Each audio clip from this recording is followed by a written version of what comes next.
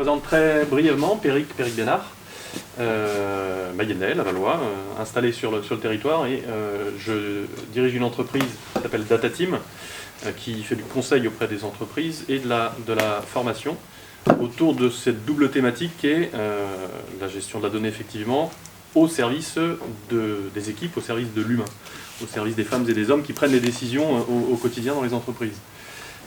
Donc c'est grosso modo à 50-50, on est convaincu effectivement que la data, il y a quelque chose à en faire, mais seulement dans l'objectif de servir et de mieux servir les hommes et les femmes qui prennent des décisions au quotidien, que ce soit dans une entreprise, dans une organisation, dans les collectivités, pourquoi pas.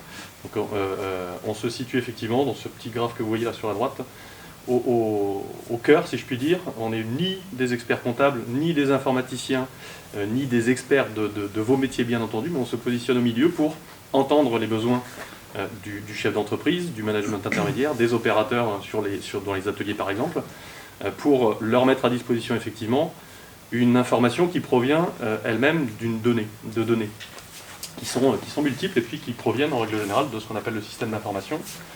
Le système d'information, ça n'est pas que l'informatique. Donc le système d'information, il y a tout un tas d'informations qui transitent dans les entreprises de façon orale, par mail, dans des outils, des logiciels qui sont effectivement structurés. Donc l'idée, c'est effectivement de trouver le moyen de capter un maximum d'informations pour en faire de données, pour en faire de l'information utile à la prise de décision. Pourquoi est-ce que, effectivement, on a proposé d'évoquer la thématique de la business intelligence en regard de la responsabilité sociétale des entreprises? Certains parlent de RS 2E, de R2S 2E, si on y met du social, du sociétal, de l'économique, de l'environnemental. Tout ça, j'ai envie de réunir tout cela dans un seul mot, c'est la performance. Vous avez parlé de performance, M. Verco, effectivement. La performance, elle n'est pas, ou elle ne doit plus être qu'économique.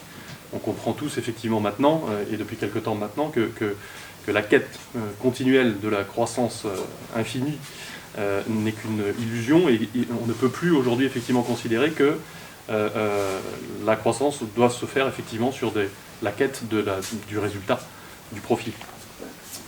On a une conviction, nous, chez Data Team, inspiré depuis quelque temps effectivement par ce qui se passe autour de la prise de conscience des entreprises, de leur responsabilité. Et quand je parle d'entreprise, je ne parle pas que du chef d'entreprise, c'est que cette prise de conscience doit être effectivement collective pour pouvoir être animée et pour se vivre dans l'entreprise. C'est un peu de cette thématique-là dont je vais parler. Donc je ne vais surtout pas trop parler de RSE, mais j'ai envie d'évoquer effectivement la façon dont on peut, grâce à la business intelligence, aux outils qu'on appelle décisionnels en français, outils décisionnels, retenez ce mot-là, c'est pour ceux qui ne sont peut-être pas tout à fait baignés dans la thématique de la BI, ce sont des outils qui aident à la prise de décision. Donc si un dirigeant d'entreprise veut emmener son entreprise effectivement dans la quête de la performance économique comme finalité, mais en faisant aussi attention à sa performance environnementale et à la place de son entreprise dans la société, et pas seulement au regard des partenaires particuliers que sont ces équipes, effectivement, il faut pour cela se doter de quelques informations clés pour pouvoir mesurer régulièrement dans le temps l'amélioration de la situation de l'entreprise au regard de ses performances. Donc l'idée c'est d'évoquer avec vous, l'idée c'est pas nécessairement que de faire de la communication descendante, on a la chance d'être dans une petite salle, donc n'hésitez surtout pas à m'interpeller et à proposer vos réflexions dans le cadre de cette conférence. J'ai pas démarré mon chronomètre, j'espère que j'ai pas déjà manger trop de temps sur l'heure qui m'est alloué. Donc voilà, l'idée c'est de se questionner pour savoir comment est-ce que l'on peut engager ces équipes dans une démarche RSE grâce aux outils de business intelligence. J'ai parlé d'outils décisionnels, on peut dire aussi que si on traduit mot à mot, c'est l'intelligence des affaires. C'était dans le petit pitch qu'on vous a proposé effectivement. L'intelligence des affaires, les affaires c'est comment le business de son entreprise, les affaires d'une association, les affaires d'une collectivité. L'idée c'est de la regarder effectivement la conduite de ces affaires sous les différents aspects, pas seulement sous l'angle de la rentabilité, parfaitement bien mesuré par nos partenaires et amis experts comptables. Donc l'idée c'est de se questionner. C'est quoi la business intelligence pour faire rapidement? Pourquoi on devrait effectivement s'appuyer sur des outils de business intelligence dans les entreprises? Parce qu'on l'a dit tout de suite, effectivement la donnée devient multiple, pléthorique, plus ou moins structurée.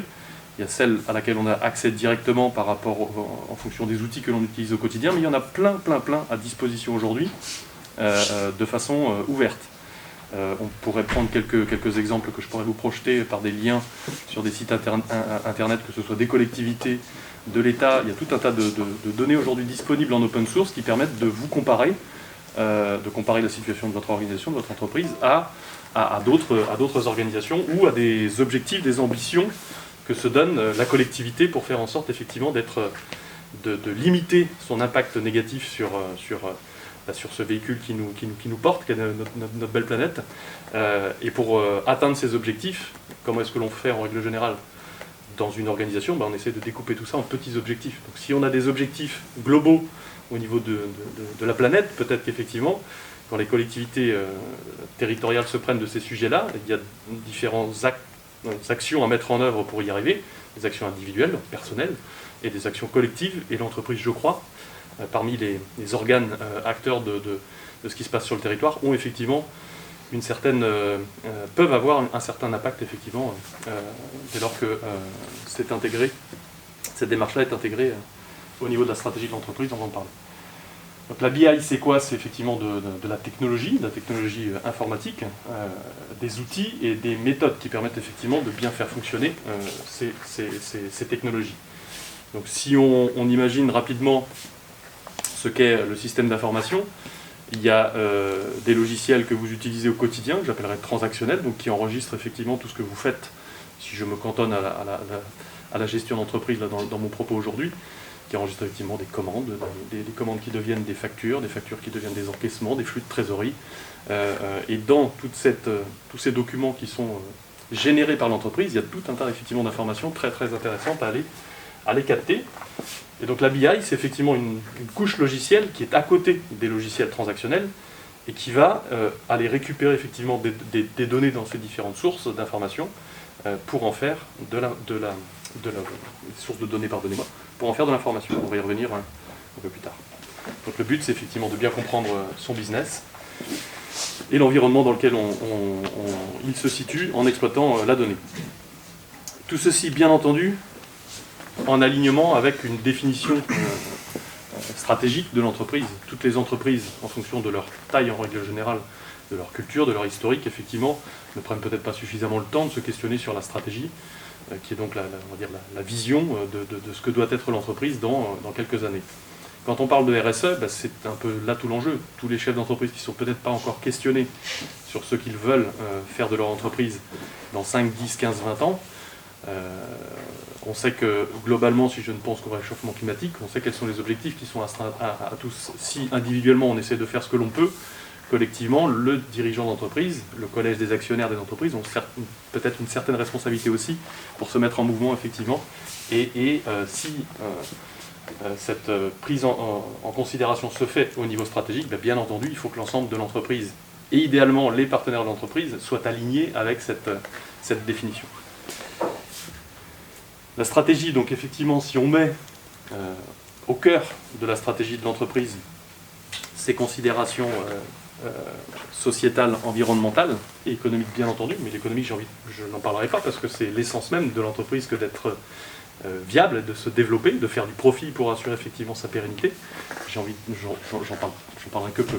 Donc si on décide effectivement de mettre au centre de sa stratégie la RSE, ça devient un peu logique et intuitif de comment est-ce que l'on peut faire vivre et engager le collectif dans l'entreprise à travers des objectifs, je pourrais dire RSE, ça ne veut pas dire grand-chose, des objectifs de responsabilité sociétale environnementale. Bon, bref. Donc on inscrit la RSE dans sa stratégie, derrière, comme on fait un plan stratégique de conquête commerciale avec des objectifs de rentabilité, on décline tout ça avec des plans de bataille, des objectifs à atteindre, et bien, simplement, dans l'idée effectivement de suivre l'alignement opérationnel avec la stratégie, on écrit des plans, on alloue des ressources pour pouvoir réaliser ces plans, on met les équipes en action, on met en œuvre des investissements, on agit. Une fois qu'on a agi, on vérifie effectivement où on se situe dans le cœur de l'action, en temps réel idéalement, mais en règle générale avec un peu de désynchronisation, mais le plus régulièrement on fait ces vérifications, le mieux on se porte, puisque l'objectif des vérifications, c'est de les comparer aux objectifs, pour savoir si effectivement on est dans dans la droite ligne des objectifs qu'on s'est fixés. Je passe assez vite dans tout ça, vous reconnaissez comment dirais-je, le principe de la roue de l'amélioration continue, les principes de qualité en continu de Deming. On s'appuie beaucoup sur cette démarche-là, évidemment, quand on accompagne des entreprises. Donc c'est dans l'action, effectivement, que se situe quelque chose autour de l'engagement de ceux qui font, de ceux qui décident. On peut imaginer effectivement, si on regarde un organigramme d'entreprise, qu'il y a effectivement des fonctions et que les objectifs, comme je le disais tout à l'heure, en les déclinant en sous-objectifs, on peut imaginer effectivement discuter, négocier avec les différents services dans l'entreprise certains sous-objectifs et mesurer potentiellement l'impact de chaque action que l'on aura orienté et dirigé vers les équipes dans cet objectif, effectivement, dans ces objectifs d'amélioration de la performance RSE. Donc là, on est dans le management, dans la définition des objectifs individuels, collectifs de l'entreprise, mais tout ceci doit se faire, encore une fois, basé sur des éléments tangibles, objectifs, dans le sens adjectif, et pas sur la sensation ou les sentiments. C'est au moment de la vérification, effectivement, où l'on va faire on va peser, on va prendre des points de mesure là où on peut en trouver et les comparer au plan, aux objectifs, partager tous ces constats qui peuvent être faits entre ce qui a été fait par rapport à ce qui était attendu. Et c'est là où, effectivement, la business intelligence peut et doit aider les équipes, que ce soit au niveau de la direction, quand il s'agit de définir effectivement la stratégie de l'entreprise, jusqu'au terrain des opérations, pour décliner effectivement en action tous ces sous-objectifs. Donc le cœur de notre propos aujourd'hui va se situer sur les indicateurs. Alors, je ne sais pas, je ne demanderai pas, comment dirais-je, je ne vais pas vous pointer qui que ce soit du doigt, je ne sais pas si vous avez déjà dans vos organisations engagé des démarches RSE, mais aujourd'hui c'est vrai que dans les propos que l'on peut entendre en ce moment, si on s'intéresse au sujet, c'est par où je prends le truc, quoi, parce que aujourd'hui j'ai déjà suffisamment à faire dans mon entreprise, dans le quotidien des sujets, par où je peux commencer sur ces 5 piliers, ou même 3 si je veux me concentrer sur l'environnemental, le social et l'économique. Il y a à disposition effectivement des organisations, tout un tas de référentiels, qualité, d'obligations qui pèsent sur certaines entreprises. Vous avez peut-être déjà entendu parler de DPEF, de déclaration de performance extra-financière. Est-ce que vous savez de quoi il s'agit?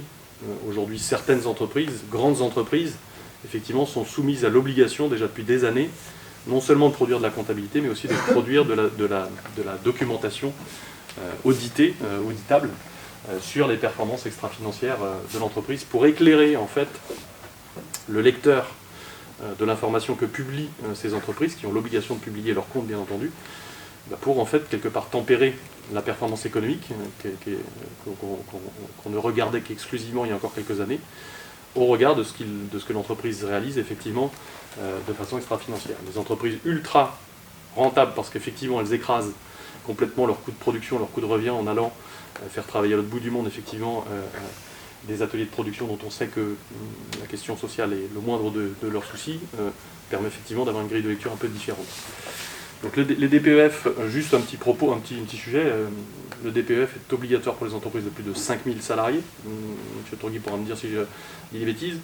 Les critères de seuil, quand les obligations pèsent comme ça sur des entreprises, souvent évidemment on va d'abord demander aux grosses entreprises, aux grandes entreprises multinationales de travailler sur ces obligations, parce qu'elles ont en général la possibilité, les structures pour le faire. Ces seuils-là vont s'abaisser petit à petit, et dès maintenant, j'ai envie de dire, dès demain, ce sont les PME qui sont concernés. Ces seuils vont s'abaisser progressivement. Le prochain, c'est de 5000 à 250 salariés. Si vous faites partie d'un groupe, d'une entreprise d'au moins 250 salariés, vous devez commencer à vous poser ce type de questions. Malheureusement, il ne faudrait pas que ce soit sous l'angle de la contrainte, mais plutôt que du choix stratégique. À compter du 1er janvier 2024, les entreprises de moins de 250 salariés auront l'obligation effectivement de publier une déclaration de performance extra-financière, de l'intégrer au rapport de gestion, avec une comparabilité à N-1. Ça veut dire qu'en 2024, on communique sur ces comptes de 2023, avec une comparabilité en 2022, normalement.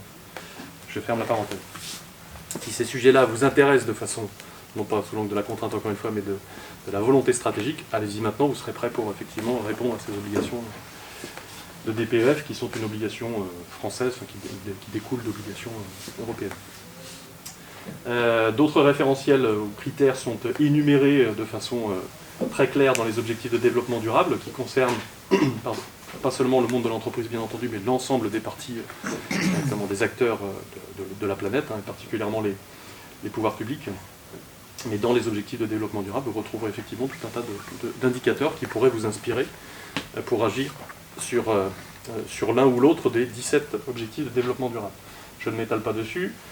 Vous avez des labels et des certifications comme B Corp, Lucie, que vous connaissez peut-être. Le GRI, qui est une méthode effectivement de cotation des entreprises, qui est un des standards mondiaux des démarches effectivement vertueuses, on va dire, de l'entrepreneuriat qui existent. Je ne pourrais pas évidemment tous les citer. Je ne cite que ceux sur lesquels nous on s'est arrêté pour regarder comment est-ce qu'on peut accompagner effectivement les entreprises dans les bons choix alignés à la stratégie sur grosso modo, les plus de 1000 indicateurs qu'on a recensés, en essayant de trouver ceux qui peuvent être effectivement facilement déployables dans l'entreprise pour en faire des outils de pilotage et de management surtout.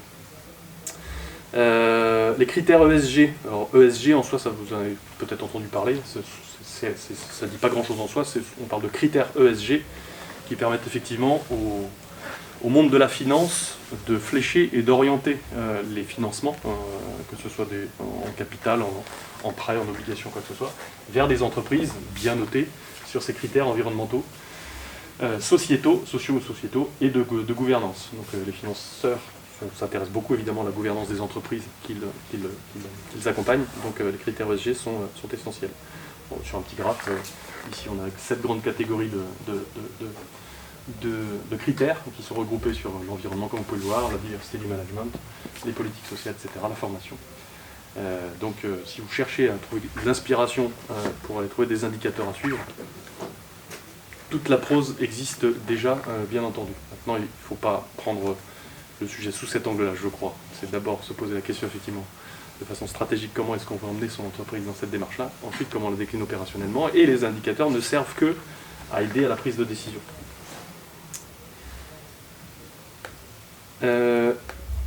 Tout un tas de données sont disponibles aujourd'hui sur les entreprises qui publient leurs critères ESG sur un site internet qui est riche d'enseignements. Il y a tout un tas de data open source sur impact.gouv.fr. Je vous recommande d'aller y faire un petit tour. Vous pourriez y retrouver de la formation qui concerne d'ailleurs vos concurrents, vos partenaires.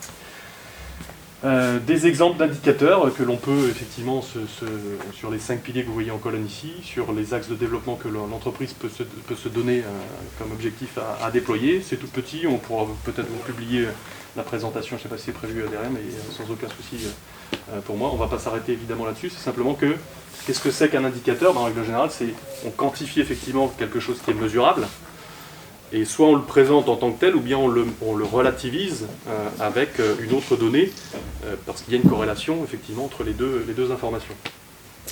Donc si ça, c'est demain un tableau de bord effectivement qui peut se déployer dans une entreprise, l'enjeu de la business intelligence, ça va être de faire en sorte que, plutôt que les noms des indicateurs, on puisse trouver effectivement dans une map dynamique idéalement,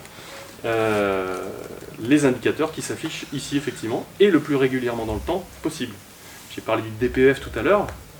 Le DPEF n'est en soi absolument pas un outil de management, un outil de quête de l'amélioration en continu sur la performance ESG ou RSE de l'entreprise. C'est une obligation de communiquer une fois par an à côté de ses comptes annuels, sur sa performance extra-financière.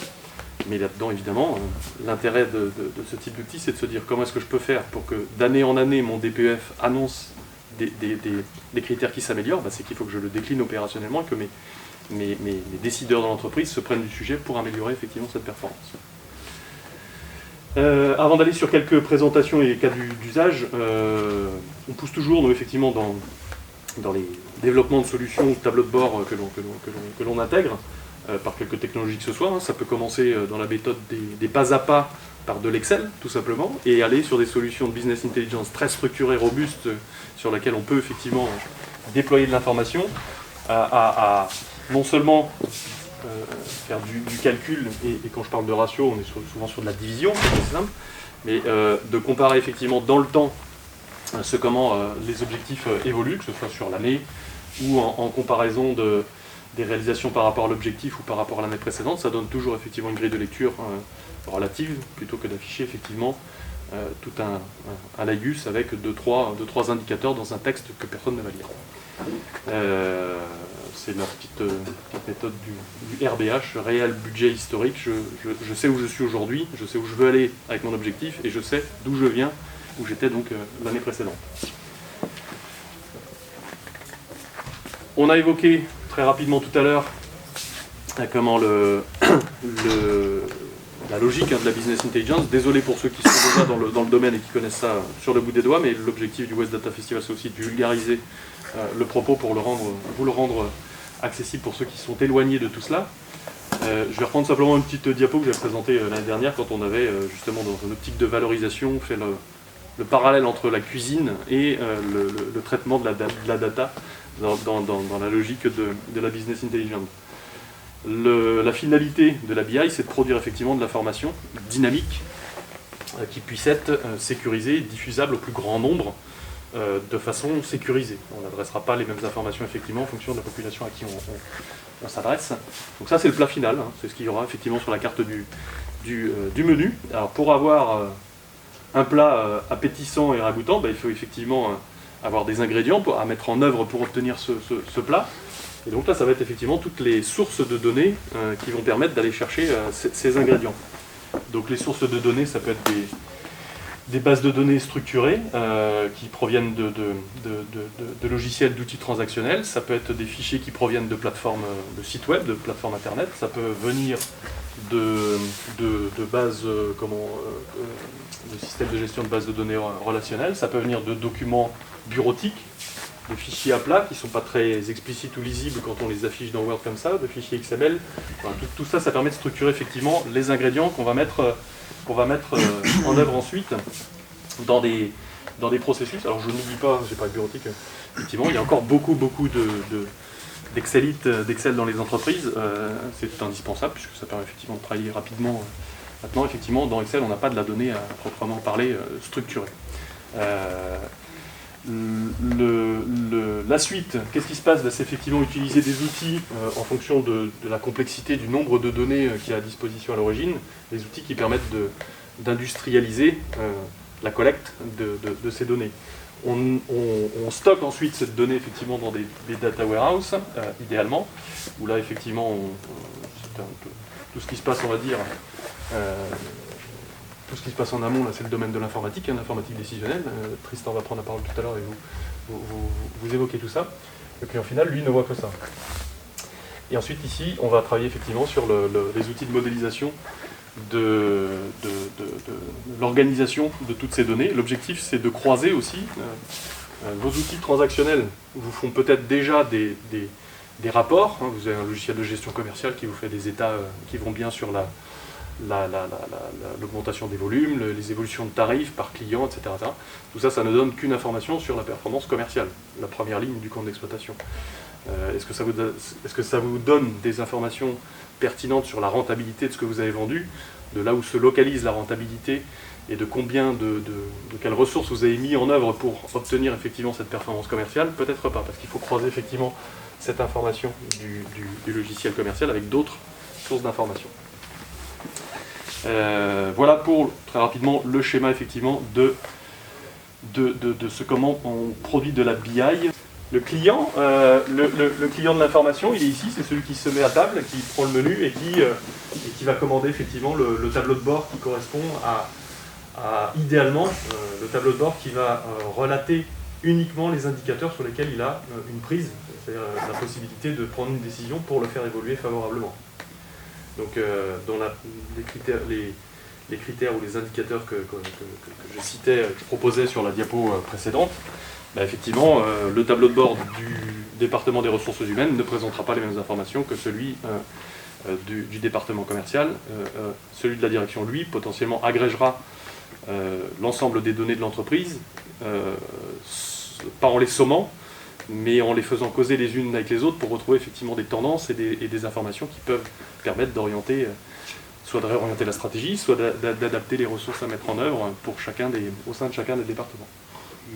Donc, comment? Il n'y a qu'une recette. Absolument pas, puisque toute la partie en amont, là, en fait, ça fait l'objet, en principe, effectivement, de tout un travail d'étude en fonction de ce que du besoin du client, bien entendu, et de la liste des clients aussi qu'il va y avoir. Parce que là, comme je le dis tout à l'heure, on peut travailler sur de la mise en œuvre de business intelligence uniquement pour servir en premier lieu la direction, le COMEX éventuellement, et ensuite ouvrir des fenêtres effectivement au sein de la BI, avec toute la gestion effectivement des accès qui peut être autorisée soit ici dans la distribution des rapports, si on veut effectivement ouvrir des fenêtres adressées à différents départements, jusque, pourquoi pas, sur le terrain des opérations. Si on imagine des rapports de business intelligence faits pour la population commerciale, on peut bien entendu donner au chef de vente régional ou celui qui est sur le terrain sur son smartphone les indicateurs dont il a besoin, lui, pour savoir ce qu'il a à faire dans la semaine éventuellement ou ce qu'il a fait la semaine précédente. Donc le client, et il y en a pléthore, encore une fois, il peut y en avoir beaucoup. Dans les entreprises qui n'ont pas encore mis en œuvre effectivement le projet de business intelligence, encore une fois, dans la logique d'aller pas à pas, c'est d'aller conquérir peut-être une seule source de données à l'origine, mettre en œuvre une popote effectivement qui permet de ressortir les premiers indicateurs, et pour bien piloter, il n'en faut pas 10.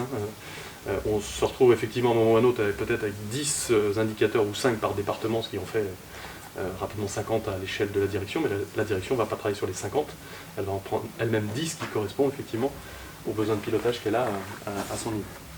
Il faut 3 recettes par entreprise.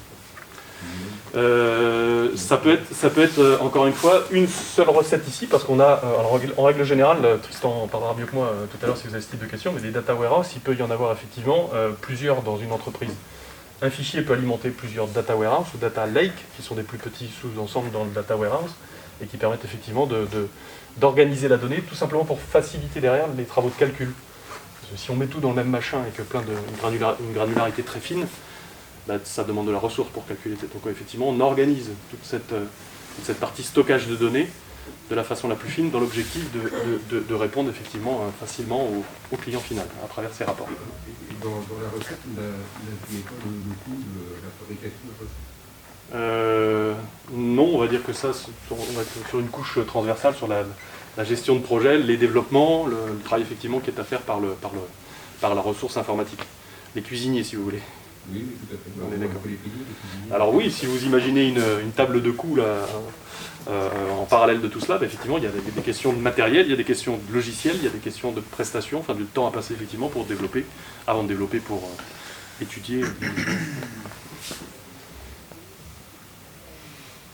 Si on évoque rapidement comment un cas d'usage, simplement, j'espère que je ne ferai pas de frustré, mais je n'ai pas obtenu l'accord de quelques clients aujourd'hui pour vous présenter des données ou des rapports, comment dirais-je, existants. Donc simplement, je vais vous envoyer comme ça, et n'hésitez pas à renvoyer vous à l'assistance éventuellement, si vous y êtes autorisé à partager vos cas d'usage. Si on évoque par exemple la thématique de l'impact comme réchauffement climatique à travers le CO2, les gaz à effet de serre, etc. On est entreprise de transport, mais même sans être entreprise de transport, on a tous, à un moment ou à un autre, des réflexions à mener sur la logique des émissions de CO2 par les énergies carbonées qu'on met en œuvre dans la thématique du transport. Ce n'est pas que les transports de matière, encore une fois, c'est les transports individuels. Et puis c'est les transports que l'on achète pour se faire approvisionner, pour expédier à nos clients. Donc la logique de la RSE, elle ne concerne, je le répète, pas seulement l'entreprise dans son cadre, dans son cercle, dans ses murs, mais aussi hors les murs, en considérant potentiellement l'impact que peut avoir notre fournisseur ou notre client. Donc là, une logique de mise en œuvre d'un programme sur la réduction des émissions de CO2. Je fais abstraction de la logique économique où évidemment, si on travaille sur une réflexion pour réduire ces émissions carbone, il est évident que l'on va chercher quelques points de rentabilité par des économies nécessaires pas nécessaires, pardon, mais induites par la baisse simplement des consommations. C'est ce qui est sous-jacent. Il y a 3 types d'actions qu'on peut réfléchir pour effectivement mettre en œuvre une logique de réduction de CO2, quand on sait que les pourcentages de baisse sont déjà connus, affichés globalement. Si vous voulez contribuer ou votre entreprise contribue à la baisse à la réduction du réchauffement climatique, vous pouvez vous fixer comme objectif ceux que la France a établis, pourquoi pas, ou que l'Europe a établis à l'horizon 2030 ou 2050.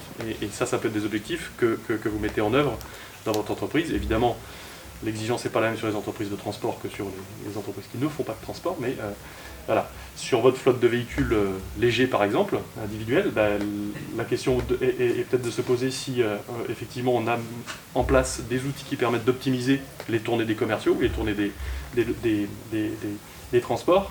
Donc là on est sur l'indicateur qui concerne la distance. Un indicateur qui tendrait à travailler sur la réduction des consommations, il est assez simple en soi.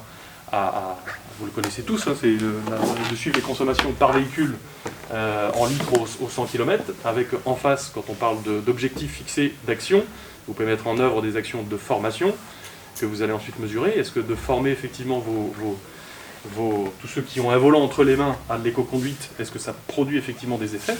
Il faut relever effectivement les réalisations à un instant T, puis ensuite retourner pour vérifier l'impact effectivement de la formation sur les consommations. Un autre axe évidemment concerne la composition du parc véhicule quand il s'agit d'investir ou de rénover son parc. Est-ce qu'on peut effectivement aller chercher dans les motorisations, où le choix devient de plus en plus important effectivement vers moins de consommation carbonée. Donc derrière chacun de ces items-là, vous avez déjà potentiellement des actions à mettre en œuvre et des indicateurs assez faciles à comment dirais-je, à transcrire. Il n'y a pas beaucoup de technicité là-dedans. Le sujet en BI, il va être ici.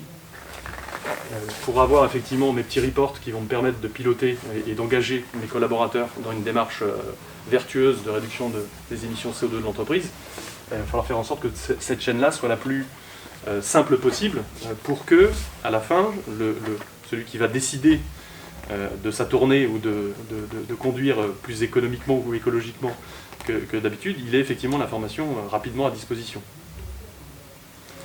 Et l'un des gros sujets à ce moment-là, c'est effectivement où est-ce que je vais aller collecter cette donnée. Il faut absolument proscrire évidemment ça, c'est-à-dire demander à celui qui va être le client final de remplir des petits tableaux, des machins, enfin je parle d'Excel là, mais il y a encore pas mal d'entreprises qui fonctionnent avec des relevés d'informations papier, s'il y en a encore, on en voit encore beaucoup. Sinon sous Excel, c'est toujours une façon effectivement de collecter de l'information dans un grand système, mais dans l'objectif de réduire aussi les coûts de collecte et de traitement de la donnée, se poser la question s'il ne serait pas intéressant à ce moment-là d'investir à peu de frais sur une application mobile que l'on installe sur chacun des téléphones portables des collaborateurs pour avoir ce type d'informations en retour. On peut tout imaginer ensuite, côté RH, des challenges ou des choses comme ça pour animer effectivement et embarquer ces équipes dans une démarche comme celle-ci. Si on a mis en place l'outil, effectivement, on a de façon assez rapide le retour d'information vers le décideur. D'accord ?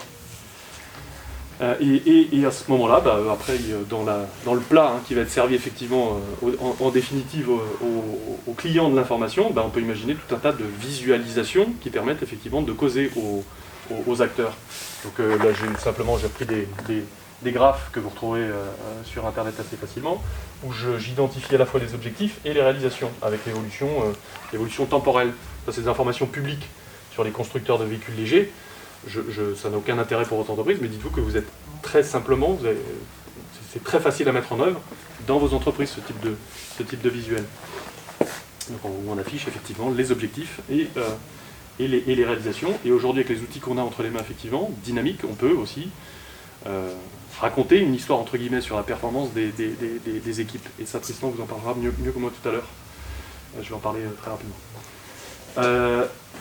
Je vous parle d'un des outils qui devient quasi, pas grand public, mais d'un outil de business intelligence que bon nombre d'entre vous ont accès sans le savoir. C'est un logiciel qui s'appelle Power BI, qui est déployé par Microsoft. Et je suis tombé sur une démonstration assez intéressante que je voulais simplement vous présenter pour voir tout le potentiel que peut offrir la BI sur une thématique des ressources humaines, que ce soit dans la vie du collaborateur, mais aussi dans l'augmentation de ses capacités, de son engagement, pourquoi pas. Je suis tombé sur une démonstration que tu connais peut-être, Tristan, qui présente dans un seul template l'ensemble des tableaux de bord, donc des plats qui peuvent servir au DRH de l'entreprise, mais aussi à son COMEX, et aussi, pourquoi pas, au responsable de business unit qu'il y a dans cette grande organisation qui a été simulée. Et vous allez voir effectivement qu'on passe à autre chose que ça, ou qu'au graphique Excel que bon nombre d'entre vous ont peut-être effectivement de façon figée ou en PDF dans leur entreprise. Je vais simplement basculer. Donc c'est la simulation d'une grande entreprise, pas d'une entreprise, pas forcément grande, 1700 collaborateurs, entreprise multinationale en tout cas, qui est présente sur plusieurs pays. Et ici vous arrivez dans ce template développé sous Power BI, tout ce qu'il y a derrière effectivement en termes de schéma relationnel, de tables et de données qui entrent et de data warehouse ou quoi que ce soit. C'est pas le but de mon propos aujourd'hui. Je ne crois pas que je fasse face à des techniciens de la BI aujourd'hui.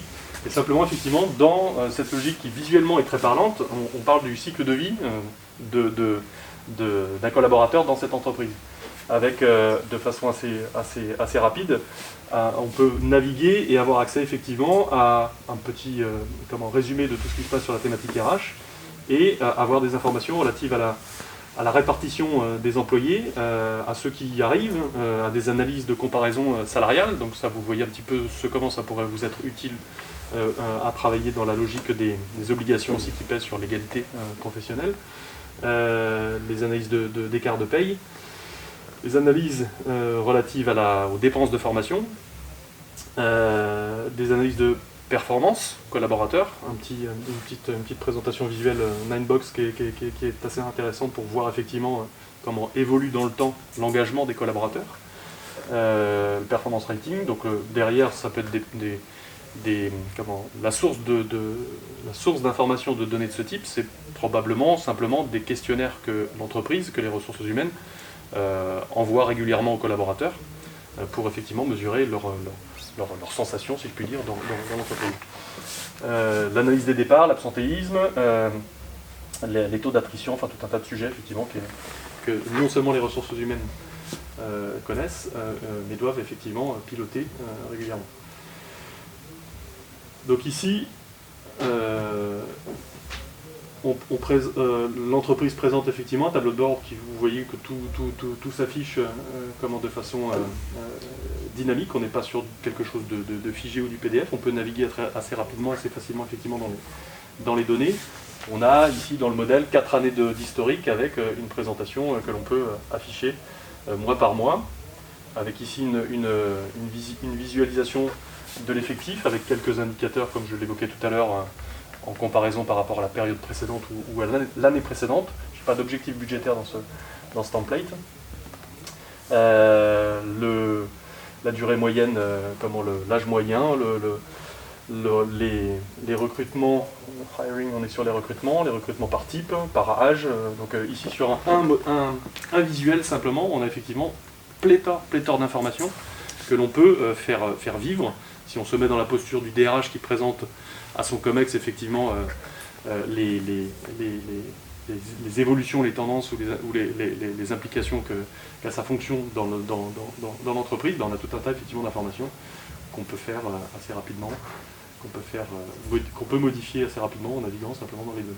Donc là on est sur des vues globales entreprise. Si on est le responsable des ressources humaines de la partie production, en filtrant sur la production, je n'affiche que ce qui concerne mon département. Donc là, tout ce que vous avez en filtre, c'est parce que dans le modèle, j'ai accès en tant que membre du COMEX à l'ensemble des informations où je suis le DRH.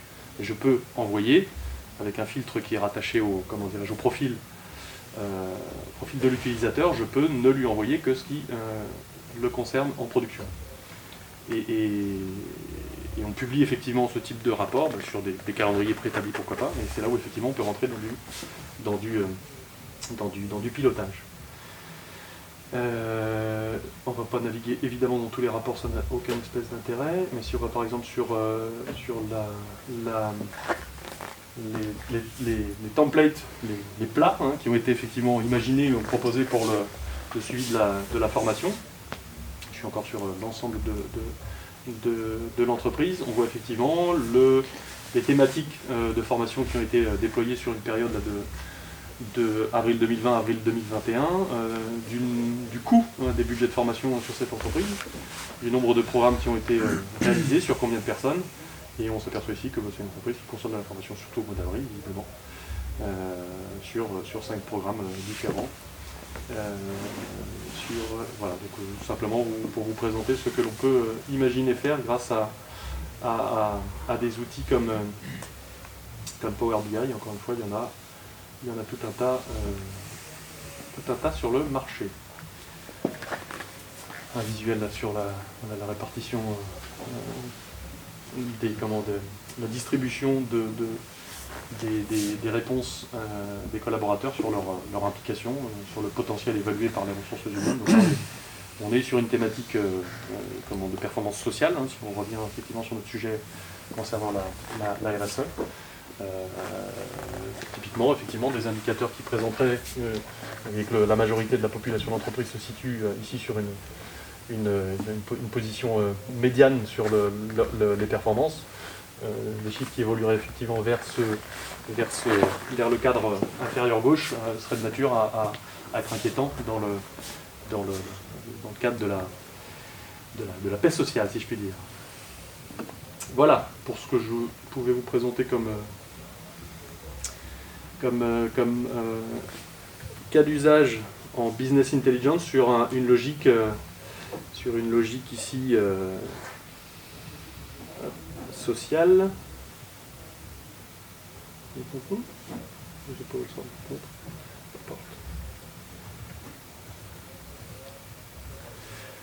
Donc aujourd'hui, ce type de rapport sur on peut appeler ça le bilan social de l'entreprise, effectivement, des entreprises d'une certaine taille se sont déjà équipées de logiciels de gestion de ressources humaines. Ils font plus que de la seule paye. Ceux qui n'ont pas ce type d'outils, effectivement, peuvent imaginer exploiter avec les informations qui sont déjà présentes dans les payes, avec d'autres outils aussi ou solutions qui permettent de suivre, on a parlé d'absentéisme ou quand il s'agit de calculer un turnover, il y a besoin de rien d'autre que le logiciel de paye. C'est pas la peine d'imaginer effectivement des solutions techniques très complexes, on peut le calculer avec les données de la paye, puisqu'on a des nombres de collaborateurs, des dates d'entrée, des dates de sortie. Donc ça c'est assez simple à imaginer effectivement en termes de report. La business intelligence a aussi ceci d'intérêt qu'on peut utiliser grâce aux visuels dynamiques, tels que je vous les ai montrés ici. Je ne suis pas le DRH de l'entreprise Agile, mais effectivement, on peut imaginer en présentation, en ayant préparé effectivement son discours, son rapport, naviguer rapidement, facilement, pour aligner le visuel avec ce que l'on raconte. Et Tristan va vous en parler juste après moi. Donc je ne vais pas trop m'étaler sur le sujet, mais j'étais tombé aussi sur un template assez parlant sur... l'idée étant, effectivement, avec le data storytelling qui s'appuie d'abord et avant tout sur une bonne réflexion sur la data visualisation, d'enchaîner effectivement des présentations visuelles impactantes pour effectivement parler rapidement et facilement, de façon vulgarisée, de données qui potentiellement à l'origine peuvent être pléthoriques et complexes. Voilà. Donc ici effectivement, on intègre dans son tableau de bord, évidemment dans l'objectif de la data visualisation, c'est d'apporter en plus de l'information qui provient de données, du visuel, du son pourquoi pas, et on passe sur autre chose que du simple PowerPoint, puisque cet affichage entre guillemets est aussi dynamique comme vous le voyez ici. On peut, dans le cadre de sa présentation effectivement, naviguer dans les données, zoomer. Donc là on est sur des informations, de mesure mondiale sur les températures moyennes constatées sur la surface du globe et aussi dans les hautes sphères de l'atmosphère, et on voit effectivement que depuis 2010, grosso modo, effectivement, les choses s'emballent. On peut naviguer ici pour n'afficher que certaines données, zoomer. Donc voilà une première présentation sur l'une des causes du réchauffement climatique, les concentrations de CO2 dont on parlait tout à l'heure. Donc ici, on a dans cette présentation graphique, si vous imaginez un modèle de tableur qui aurait, comme vous avez peut-être l'habitude de le faire sur Excel, qui présenterait assez simplement en face de chaque année la concentration en ppm. Ici, c'est plus riche que cela, puisqu'effectivement, on peut rentrer et zoomer dans les données pour aller, alors là, de façon dynamique, ça agrège les données par trimestre de chacune des années qui est présentée là. Visuellement, c'est pas nécessairement très impactant, mais la fonte des glaces, aussi présentée de façon assez graphique, où on affiche ici avec le modèle Power BI qu'on imagine effectivement des données historiques et des projections sur lesquelles effectivement on peut tirer et calculer des tendances. Voilà, donc ça encore une fois l'objectif c'est pas de vous présenter les raisons du réchauffement climatique, ça n'a aucun espèce d'intérêt aujourd'hui, mais imaginez simplement effectivement que tout ce produit fini, si je puis dire, il est imaginable et assez, pas simplement, pardonnez-moi, parce qu'il y a quand même effectivement avant le travail sur les visuels, tout le travail sur la donnée qui est présent en amont, mais pour arriver à des présentations comme celle-ci, sans être sur des systèmes très complexes, effectivement, on peut travailler de la data storytelling sur des jeux de données relativement légers, simples. Dans la logique de la première étape de la collecte de données, ici, derrière le modèle, il y a très peu finalement de données, simplement des items, des quantités, des années, mais on peut arriver effectivement à faire des présentations assez percutantes, entre guillemets. Voilà pour ce que je voulais vous présenter dans la logique effectivement du potentiel accès que vous pouvez avoir dès demain, dès cet après-midi en sortant de cette salle, à la business intelligence. Sur des modèles relativement simples. Maintenant, quand il s'agit effectivement d'imaginer des projets où il s'agit de mettre à jour régulièrement des données, de réaliser des calculs régulièrement, de diffuser de la donnée, des tableaux de bord, là on va être effectivement sur des projets un peu plus complexes. Donc l'objectif effectivement de la BI pour engager ces équipes, c'est pas seulement le projet effectivement informatique qui consiste à cruncher, à collecter, à travailler, à calculer et à diffuser, c'est ensuite effectivement de faire quelque chose de cela, c'est d'animer effectivement collectivement ou individuellement ces indicateurs, ces tableaux de bord dans le sein de l'entreprise. Donc ça c'est le travail que nous menons effectivement en accompagnant nos clients, en étant présents au sein des équipes pour faire en sorte qu'il y ait le minimum d'accompagnement, ou si on peut appeler ça de la formation, pour comprendre effectivement ce qu'il y a dans ces indicateurs ou ces tableaux de bord. Mais idéalement, évidemment, ce travail d'accompagnement peut se faire de façon assez légère si on a mené un projet où on implique dès le début, bien entendu, les équipes qui vont être clientes du tableau de bord à la fin. C'est elles qui doivent effectivement émettre leurs besoins et pas nécessairement la direction, enfin en tout cas c'est notre conviction, pardon, pas nécessairement que la direction ou l'informatique qui va dire voilà, voilà votre package de tableau de bord et avec ça vous avez tout ce qu'il vous faut pour bien bosser. L'idéal effectivement c'est de travailler et d'intégrer un maximum comment dirais-je, de parties prenantes effectivement dans ces projets-là. Alors encore une fois, en définissant correctement à qui s'adressent ces communications. Donc, je parlais d'indicateurs clés de performance tout à l'heure, d'autres parlent de KPI en anglais, on peut parler d'OKR, où effectivement on fixe les objectifs, dans la logique que je vous ai présentée tout à l'heure, on met des indicateurs qu'on est capable de mesurer pour ensuite systématiquement mettre en face des plans d'action. On ne s'arrête pas à simplement produire le tableau de bord. Donc la BI, pourquoi ? Effectivement pour mieux comprendre ce qui se passe dans l'entreprise, mais aussi au sein des parties prenantes. Quand j'ai parlé tout à l'heure des impacts CO2, ça ne concerne pas que potentiellement les émissions internes de l'entreprise. La business intelligence peut vous aider effectivement à mieux manager vos équipes à tous les étages si on est dans une organisation pyramidale. Évaluer les succès, puisqu'on a des métriques, effectivement des indicateurs qui partent de données qui font abstraction quelque part de la sensation du moment, si je puis dire, ou de l'impression qu'on a. Évidemment, quand on évalue le succès, c'est aussi pour potentiellement féliciter, encourager et engager plus encore effectivement ces équipes, comparer les performances dans le temps, par rapport à la concurrence, par rapport au marché, si on a accès aux données de marché. Et puis aussi, effectivement, mettre en avant des tendances pour anticiper les prises de décision. Voilà, messieurs, dames, ce que je voulais vous présenter pour à la fois, encore une fois, participer à ce travail de vulgarisation de ce sujet de business intelligence et puis le corréler avec cette démarche RSE, effectivement, qui devient de plus en plus urgente, j'ai envie de dire, à mettre en œuvre dans l'ensemble de nos organisations.